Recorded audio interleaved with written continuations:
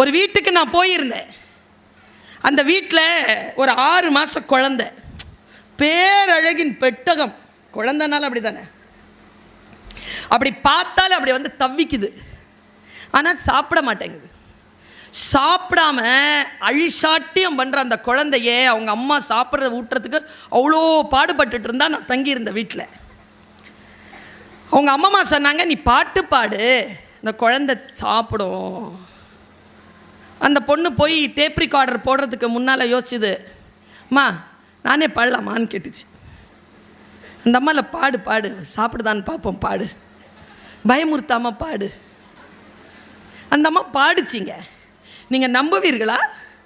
அந்த அழுதுட்டு இருந்த குழந்தை அப்படி பார்த்துச்சிங்க.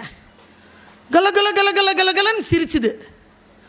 இந்த கப்பு நிறைய அந்த ஸ்வீட் பொட்டேட்டோ ஃபுல்லாக சாப்பிட்ருச்சிங்க. பாட பாட சாப்பிடுதுங்க. அது 3 நாளில் 100 முறையாவது நான் அந்த பாட்டை கேட்டிருப்பேன். அந்த குழந்தை 6 முறை தான் சாப்பிட்டுச்சு. அந்த குழந்தைய சிரிக்க வைக்கணும்னு அந்த அம்மா 100 முறை அந்த பாட்டு பாடிச்சு. எனக்கு அந்த பாட்டு மனப்பாடம் ஆயிடுச்சு. இந்த பாட்டு சொல்லட்டுமா? காற்று மேலே, காற்று கீழே, காற்று லெஃப்டில், காற்று ரைட்டில், காற்று மேலே காற்றடிக்குது, காற்று கொஞ்சம் நாற்று கிளை கேன்னு சிரிக்குது.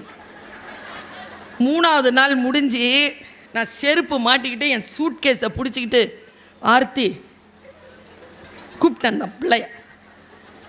இங்கே பாரு, நான் மறுபடியும் இந்த வீட்டுக்கு வரும்போது இந்த பிள்ளை வளர்ந்துருக்கும், சரியா? ஏன்னா வெளிநாடு கனடா, அடிக்கடி போக முடியாது, 3-4 வருஷமாவது ஆகும். நான் வரும்போது உன் பிள்ளைய பற்றி என்கிட்ட எந்த கம்ப்ளைண்ட்டும் பண்ணக்கூடாது. சொல்கிற பேச்சை கேட்க மாட்டேங்குது, அசிங்கமான பாட்டு தான் கேட்குது, குத்து பாட்டு தான் கேட்குது, ரசனை கெட்டு போச்சு, பெரியவங்க பேச்சே கேட்குறது இல்லைன்னு என்கிட்ட சொல்லக்கூடாது. ஏன்னா அதன் விதையை நீ 3 நாட்களுக்கு முன்னால் விதைத்து விட்டாய்.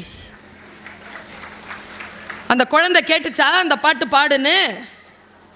ரசனையை மாற்றி கொடுத்தது யார்? நீங்கள் தான் கொடுத்தீர்கள். கொடுத்தது நீங்கள். திட்டதெல்லாம் இந்த சின்ன பிள்ளைகளை ஒரு பேச்சும் கேட்க மாட்டேங்குது, முடியா சரியாக வெட்ட மாட்டேங்குது, பேண்ட்டை சரியாக போட மாட்டேங்குது, ப்ளவுஸை சரியாக போட மாட்டேங்குது, துப்பட்டாவை போட எப்படி போடும்? ரசனையை தான் மாற்றி வைத்திருக்கிறீர்களே. அதற்கான ஒரு மாற்று சிகிச்சை தான் இத்தகைய புத்தக திருவிழாக்கள், இத்தகைய சிந்தனை அரங்கங்கள். ஒரு தலைமுறையின் ரசனையை மாற்றக்கூடிய முயற்சியில் ஈடுபடுகின்ற பெரியவர்கள், மிகப்பெரிய கற்றலில் ஈடுபடுகின்ற ஒரு